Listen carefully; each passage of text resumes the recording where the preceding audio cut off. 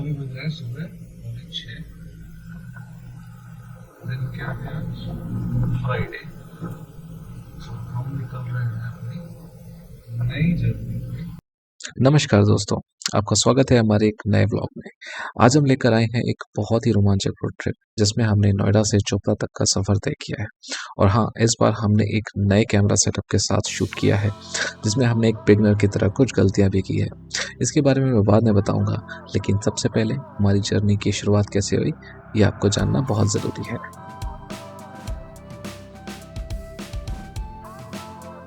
हमने नोएडा सुबह 5:45 सुबह के समय छोड़ दिया था। और क्या कहूँ, नोएडा का मौसम सिर्फ एक शब्द में कहा जा सकता है, कड़क सर्दी।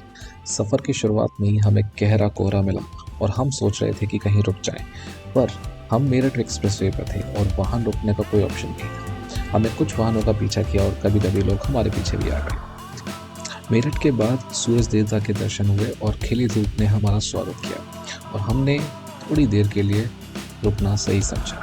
लेकिन क्या कहूँ, यह हमारी नई कैमरा सेटअप थी और हम भूल गए थे माइक को इंटरनल और एक्सटर्नल माइक ऑप्शन के बीच में स्विच करना।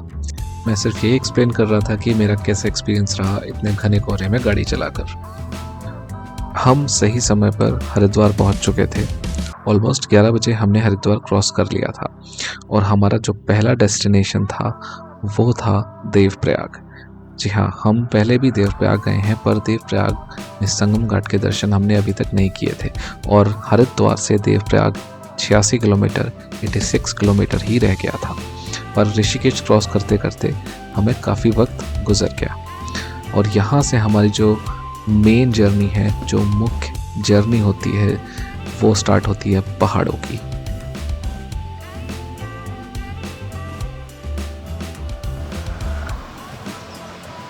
हरिद्वार के आगे शिवपुरी जब हमने क्रॉस किया तो हमें कुछ और अच्छे दृश्य दिखे, तो हम थोड़ी देर के लिए वहाँ रुक गए और कुछ वीडियोस बनाए। ऋषिकेश क्रॉस करने के बाद हमारा पहला जो डेस्टिनेशन था वो था देवप्रयाग और हम वहाँ लगभग दोपहर के 1:30 बजे तक पहुँच गए थे। आप देख सकते हो अभी हम पहुँच गए हैं देवप्रयाग। देवप्रयाग पहुँचने का टाइम रहा हमारा 1:30 और यहाँ आके थोड़ा सा हमें लगा टाइम सेटअप वेटअप करने में, क्योंकि माइक का ये कवर हो गया लूज और गिर गया। बाकी अभी देवप्रयाग इधर सामने जाएंगे। इतनी बार आए, एक भी बार जा नहीं पाए, इसलिए इस बार देवप्रयाग ज़रूर जाएंगे और यहाँ थोड़ी सी फोटोग्राफी करते हुए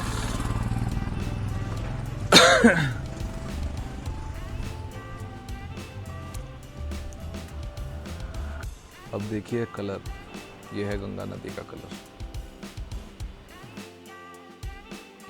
हमने देवप्रयाग के संगम घाट की यात्रा की, जहाँ यहाँ अलकनंदा और भागीरथी का अद्वितीय संगम होता है। यहाँ बैठकर हमने इस अद्वितीय दृश्य का आनंद लिया और यहाँ गंगा अपनी अनूठी पहचान बनाती है।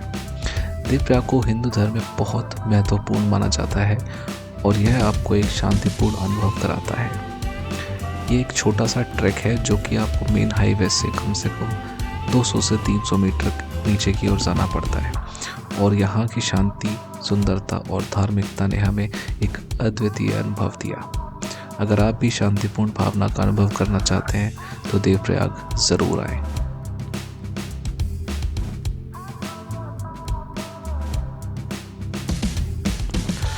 पानी भरने के साथ साथ लोग यहाँ नहाते भी हैं, पर हाँ, यहाँ सूचना मिली थी कि थोड़ा डेंजर है, ये एक डेंजर जोन में आता है, तो चेन पकड़ कर ही नहाएं। यहाँ पर भी मैंने अपना एक्सटर्नल माइक स्विच नहीं किया था, तो उसके लिए एक बार फिर से मैं आप लोगों से सॉरी कहता हूँ। यहाँ मैं एक्सप्लेन ये कर रहा था कि ये जो नदी आ रही है, ये आप अलकनंदा देख रहे हैं और हमारे राइट साइड जो है ये है भागीरथी। भागीरथी का फ्लो बहुत ज़्यादा होता है और अलकनंदा बहुत ही शांत है क्योंकि उस पर डैम कंस्ट्रक्टेड है।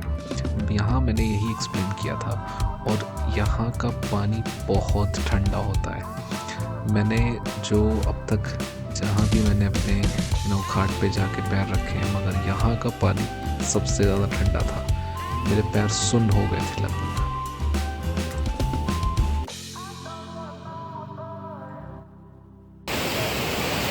ये भागीरथी और इस साइड से अलकनंदा, यहाँ से बनती हैं हमारी गंगा जी।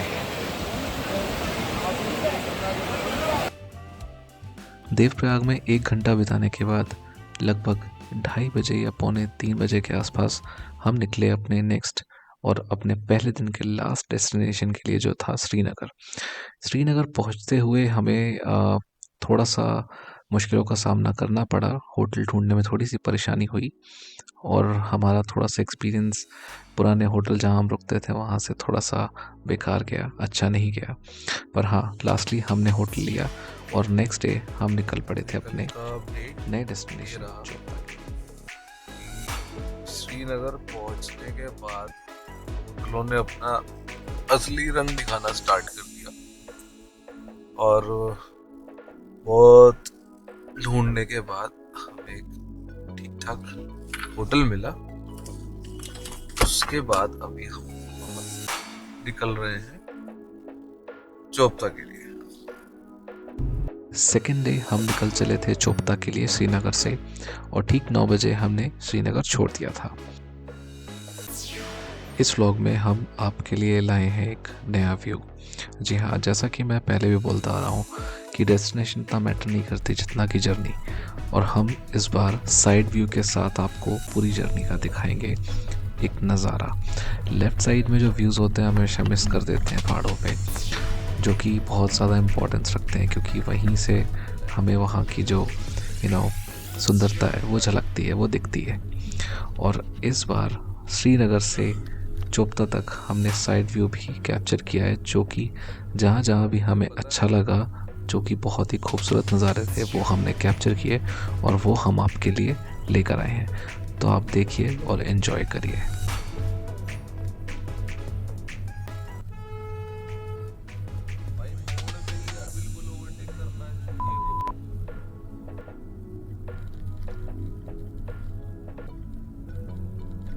साइड अभी मंदिर पड़ेगा धारी देवी। मान्यता ये है, दोबारा बता देता हूँ, ये 4 धाम की रक्षा करती है। केदारनाथ, बद्रीनाथ, जहाँ आप नीचे चले जाइए 800-900 मीटर का एक छोटा सा ट्रैक है और ऊपर आने ये बहुत प्यारी जगह है। यहाँ लोग नीचे भी जाते हैं पर बहुत डेंजरस है। ये एक्चुअली डैम का पार्ट है, ये डैम का ही पार्ट है और जाना नहीं चाहिए ऐसे नीचे। श्रीनगर से रुद्रप्रयाग के बीच में जो ये 4 धाम का हाईवे बना हुआ है, कम से कम 10 से 15 मीटर चौड़ा है और इसके जो लेफ़्ट साइड के व्यूज़ हैं वो बहुत ही सुंदर हैं। लोग यहाँ रुक के फ़ोटोग्राफी भी करते हैं और कुछ लोग नीचे भी चले जाते हैं। पर ये डैम का पार्ट है तो यहाँ पानी कम ज़्यादा रहता है। जब हम सुबह जा रहे थे तो यहाँ का पानी इतना ज़्यादा नहीं था, पर शाम के टाइम पानी जब छोड़ा जाता है अलकनंदा में तो यहाँ बढ़ जाता है। तो जब भी आप जाइए, अगर आप नीचे जा रहे हैं तो थोड़ा सावधानी बरतें और यहाँ के व्यूज़ का अच्छे से एंजॉय करें और अपनी जर्नी को कंटिन्यू कर सकते हैं। श्रीनगर से जब आप आगे बढ़ेंगे तो रुद्रप्रयाग के रास्ते में आपको कम से कम 3 से 4 लैंडस्लाइड जोन आपको ज़रूर मिलेंगे, कुछ ऐसा दिखते हैं वो। तो आप जब भी यहाँ से क्रॉस करें थोड़ा सा सावधानी बरतें और आने वाले व्हीकल्स को रास्ता दें और जाने दें पहले, और फिर अपनी बारी का इंतज़ार करते हुए आगे बढ़ें। ये हमेशा रास्ता ऐसे ही टूटा हुआ रहता है क्योंकि यहाँ पत्थर गिरते रहते हैं। तो यहाँ जब भी रुकें तो अपना साइड पूरा बचा के चलें और लेफ़्ट साइड में आपके लिए जगह होनी चाहिए। तो आप देख सकते हैं कितनी गहरी खाई है नीचे।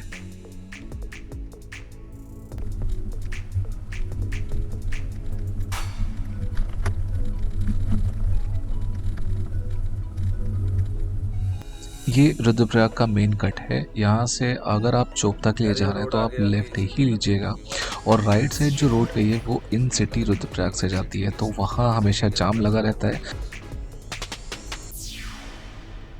हम और पीयूष इससे आ गए थे, वो लोग उधर से चले गए थे। तब तो यहाँ कोई भी नहीं आता था। अगर आप केदारनाथ या चोपता के लिए जा रहे हैं तो ये रुद्रप्रयाग का बाईपास ही आपको बेस्ट पड़ेगा। आप जाम को अवॉइड करिए और अपना टाइम सेव कीजिएगा।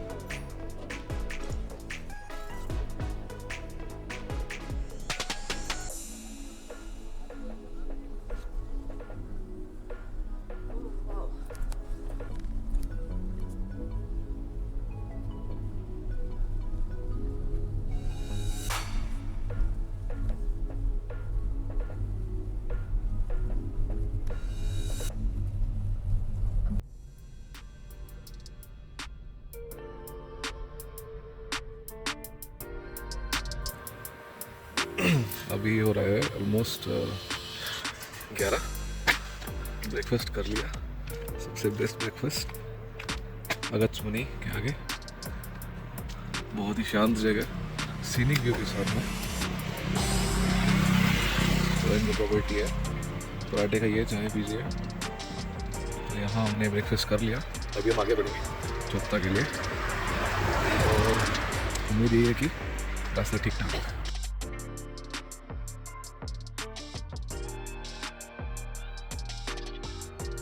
अगस्त्य मुनि क्रॉस कर चुके हैं, चोपता की चढ़ाई आने वाली है। और जैसा कि अपडेट मिला है कि लोग पहुंचे हैं अच्छे खासी तादाद में। रूट अभी कह रहे हैं कि खाली है, मतलब रूट पे बर्फ़ नहीं है, तो this is a good sign.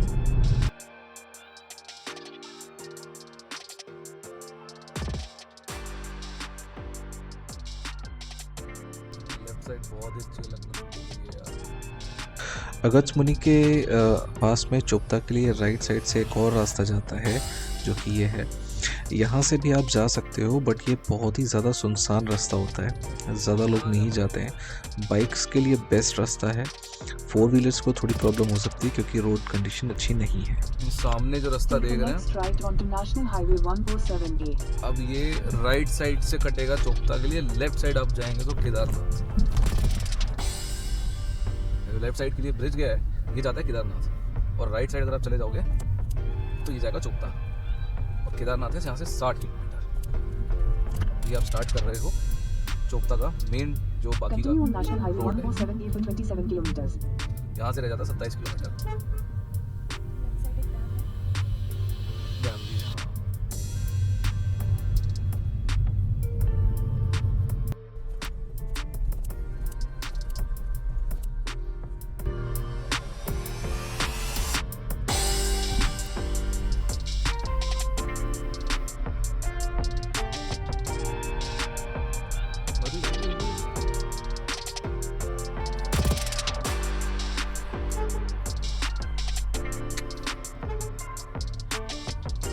ये क्या था भाई?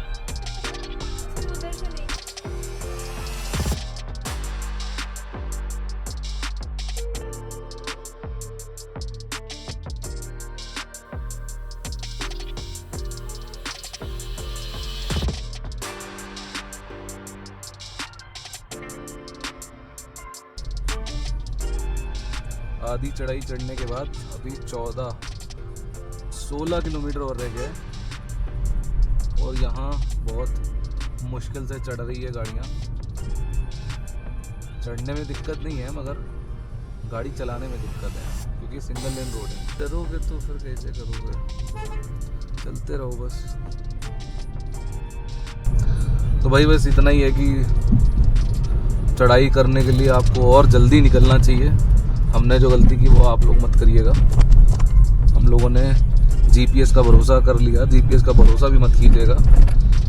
अगर आप रुद्रप्रयाग में स्टे कर रहे हैं तो आप सुबह 9 बजे निकलिए, और अगर आप श्रीनगर में स्टे कर रहे हैं तो आप वहाँ से निकलिए कम से कम 8 बजे, 1 घंटा पहले, क्योंकि जीपीएस आपको दिखाएगा कम टाइम, मगर ये टाइम बढ़ता जाएगा जैसे जैसे आप आगे बढ़ोगे।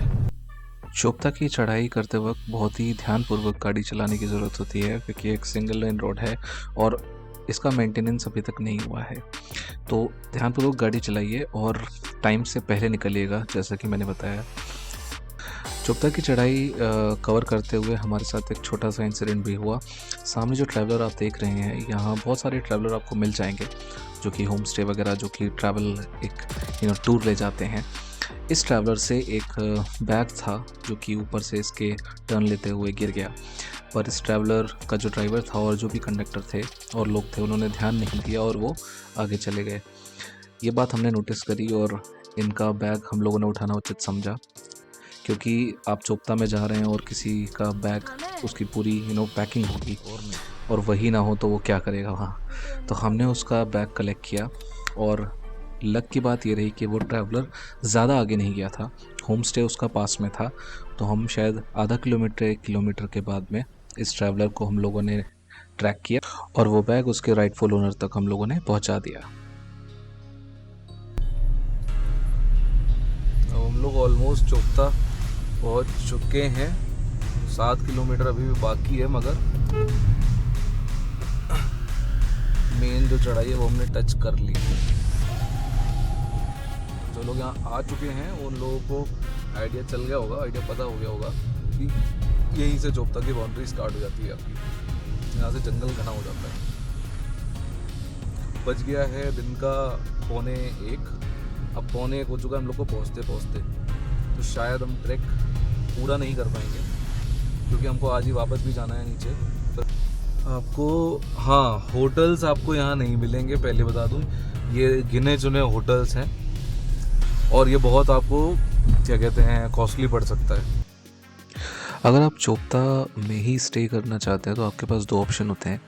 या तो आप टेंट्स लेके आप स्टे करें, या तो आप किसी होम स्टे या फिर गिने चुने होटल्स में आप स्टे करें, जो कि आपको 3000 से स्टार्टिंग आपको प्राइस मिलेगा। बेटर ऑप्शन ये है कि अगर आपको वहाँ स्टे नहीं करना है, आप थोड़ा सा नीचे चढ़ाई से पहले आप स्टे करें अगस्त्यमुनि के आसपास, एंड देन आप सुबह अर्ली मॉर्निंग चोपता की चढ़ाई करें और अपना ट्रैक कंप्लीट करें। और अगर आप फैमिली के साथ जा रहे हैं और आपको चोपता में रात में स्टे करना है, वहाँ का आसमान देखना है जो कि बहुत अच्छा व्यू होता है, तो आप वहाँ के पहले बुकिंग करके जाइए, क्योंकि वहाँ जाके आपको हमेशा ओवर प्राइस्ड ही वहाँ के जो टेंट्स हैं, जो होम स्टेज हैं, वो मिलेंगे। तो आप पहले बुकिंग कर लीजिए, बात कर लीजिए, एंड देन आप वहाँ रुकिए।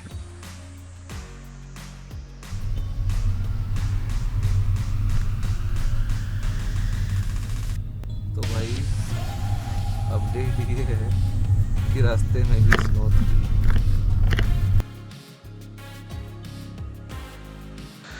जो हमें नीचे लोकल्स ने बताया था कि ज़्यादा स्नो नहीं है रास्ते पे, पर हाँ, रास्ते में हमें स्नो मिली। और ये मेरा पहला टाइम था जब मैंने ड्राइव किया स्नो पे। बाइक राइड मैं कर चुका हूँ इससे पहले स्नो पे, बट मुझे मालूम था कि कितना डेंजरस हो सकता है, इसलिए मैं काफ़ी स्लोली ड्राइव किया हूँ स्नो पे। और आप लोग भी अगर स्नो का सामना हो इस जगह, क्योंकि ये सिंगल लेन रोड है, तो आप बहुत स्लो ड्राइव कीजिए। टायर प्रेशर थोड़ा सा कम कर सकते हैं तो कर दीजिएगा अगर ज़्यादा स्नो हो। मुझे इसमें कोई परेशानी नहीं हुई, ज़्यादा पैचेस में ड्राई आइस नहीं थी जो ब्लैक आइस होती है। और हम आगे बढ़ते चले गए और पहुँचे हम लोग चोपता के बहुत अच्छे नज़ारे देखते हुए।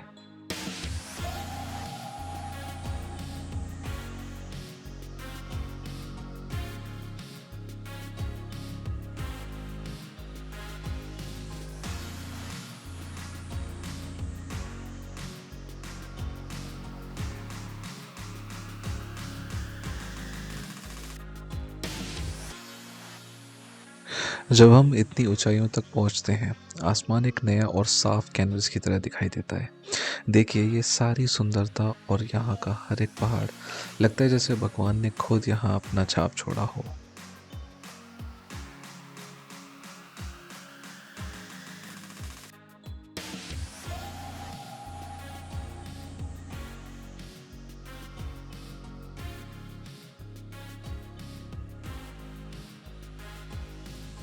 चोपता समुद्र तल से कम 2700 मीटर यानी 8500 फीट की ऊंचाई पर स्थित है।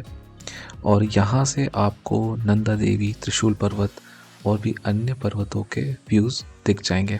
और यहाँ का आसमान आप जितना ऊपर आ चुके हो, आप देख सकते हो कितना साफ़ हो जाता है। हम लगभग 1 बजे के बाद ही चोपता पहुँच पाए और यहाँ बहुत भीड़ थी। हम लोगों को गाड़ी पार्क करने की बिल्कुल भी जगह नहीं मिली, तो हम लोगों ने एक छोटा सा पार्किंग स्पॉट पीछे देखा था, तो हम लोगों ने कम से कम आधा किलोमीटर दूर गाड़ी खड़ी की। और यहाँ से भी जो आप देख सकते हो लेफ्ट हैंड साइड, यही चौखंबा रेंज, नंदा देवी पर्वत, त्रिशूल पर्वत यहीं से आपको दिख सकते हैं। अभी फ़िलहाल यहाँ फॉग है, मैं आगे फ़ोटोज़ डालूँगा जिसमें आप वो जो रेंज है वो आप देख पाओगे। गाड़ी पार्क करके अब हम लोग ट्रैक की ओर चल दिए हैं। ऑलमोस्ट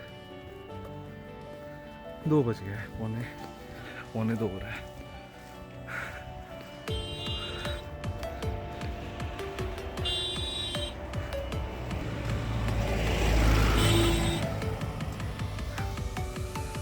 सूरज बिल्कुल ऐसा लगता है सर पे ही है यहाँ। ये चीज़ चोपता की बहुत खास बात है,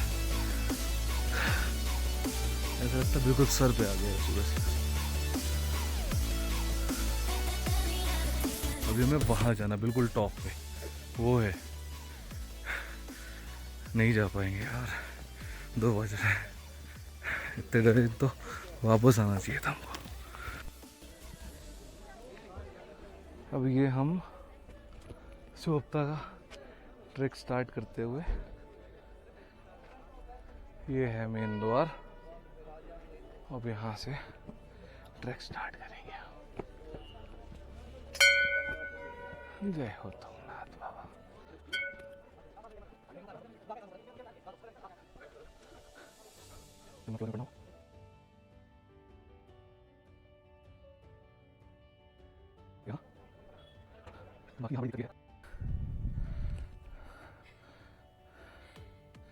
हालत ख़राब हो चुकी है इनकी।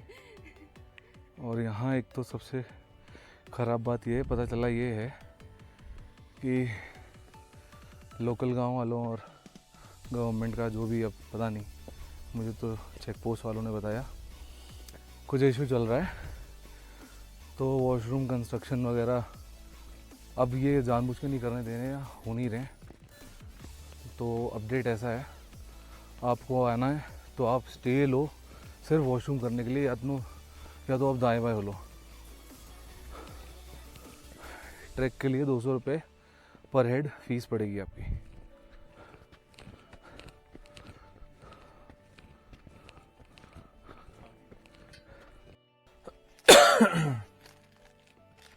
थोड़ा बहुत स्नो दिखा रास्ते में, तो हम रुक गए। थोड़ी बहुत फोटोज वगैरह खींची है।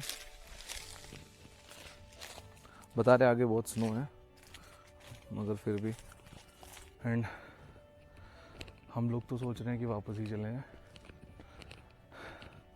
जब तक यहाँ प्रॉपर अरेंजमेंट नहीं होते ना, तब तक आप ना आओ।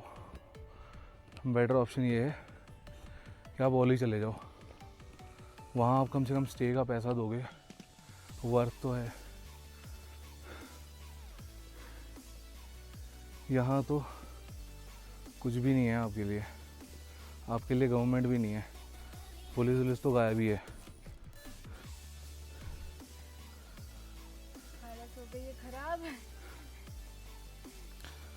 हालत हो गई खराब चढ़ने में भी, और यहाँ की हॉस्पिटैलिटी देखकर भी। आपने क्या करना है, गर्मियों में अगर आना है मंदिर के दर्शन करने, तो आप आओ अगस्त्यमुनि। अगर अगस्त्यमुनि नहीं रुकना है तो आप रुको रुद्रप्रयाग। सुबह सुबह अर्ली मॉर्निंग निकल जाओ रुद्रप्रयाग से आओ यहाँ चोपता। मतलब ये आप मान के चलो 11 बजे तक आप आ जाओ या 12 बजे तक आ जाओ। इसके बाद में ट्रैक स्टार्ट करो, मंदिर के दर्शन करो, ख़त्म करो। सर्दियों में आना है तो भी आप रुद्रप्रयाग में स्टे करो या आगे स्टे करो। जल्दी आओ, 11 बजे अपना ट्रैक स्टार्ट करो। यहाँ रुकने में अब वो चीज़ नहीं रही जो पहले थी चोपता में। अब यहाँ कोई ऐसी फैसिलिटी नहीं है, ठीक है। तो फ़िलहाल का अपडेट यही है कि हम लोग थोड़ा बहुत देख के अपना वापस निकल रहे हैं, क्योंकि इस टाइम से हमें अंधेरा होने से पहले श्रीनगर पहुँचना है। और फिर हम कल निकलेंगे एक नई डेस्टिनेशन पे। चोपता बहुत ही ज़्यादा डिसअपॉइंटिंग रहा हमारे लिए, पर कोई बात नहीं। ये भी एक एक्सपीरियंस है। तो अभी हम निकलेंगे वापस श्रीनगर और फिर कल निकलेंगे नए ब्लॉग में, नई डेस्टिनेशन को। बाय। तो अब हम वापस उतरते हुए, ठीक ठाक है मगर एमिनिटीज़ ना होने के कारण हम वापस जल्दी उतर रहे हैं और जल्दी जाएंगे। मगर एक चीज़ मुझे बहुत ख़राब लगी यहाँ की पहाड़ों पे, ये डंप यार्ड। अभी आप इसी चीज़ को जलाओगे, यहाँ पोल्यूशन करोगे, वो सही है क्या? कमेंट करके बताइएगा। समय के अभाव में और मेरी वाइफ की हेल्थ कंडीशन की वजह से भी हम पूरा ट्रैक तो नहीं कर पाए, पर मैंने थोड़ा सा ऊपर जाके कुछ फ़ोटोज़ और वीडियोज़ निकाले। तो मैंने सारी फ़ोटोज़ और वीडियोज़ आगे इस व्लॉग में लगा रखी है। थोड़ा सा ऊपर जाके आपको ये देखिए पूरी रेंज दिखती है, ये चौखंबार, नंदा देवी, त्रिशूल पर्वत, ये आपको दिख जाएगा यहाँ से। तुंगनाथ के दर्शन करने के लिए हम शायद दोबारा वहाँ जाएं और ये जो मंदिर है हम दोबारा देख सकेंगे। किसी ने सही कहा है कि कुछ चीज़ें छोड़ देनी चाहिए अगली बार के लिए। हो सकता है तुंगनाथ मंदिर अगली बार जाने के लिए हमें फिर वहाँ वापस चोपता की ट्रैकिंग के लिए जाना पड़े और हम शायद वो ट्रैकिंग कंप्लीट करें। पर अभी इस व्लॉग में सिर्फ इतना ही। नेक्स्ट व्लॉग में बहुत जल्द ला रहा हूँ खिरसू। तब तक के लिए खुश रहिए। नमस्कार।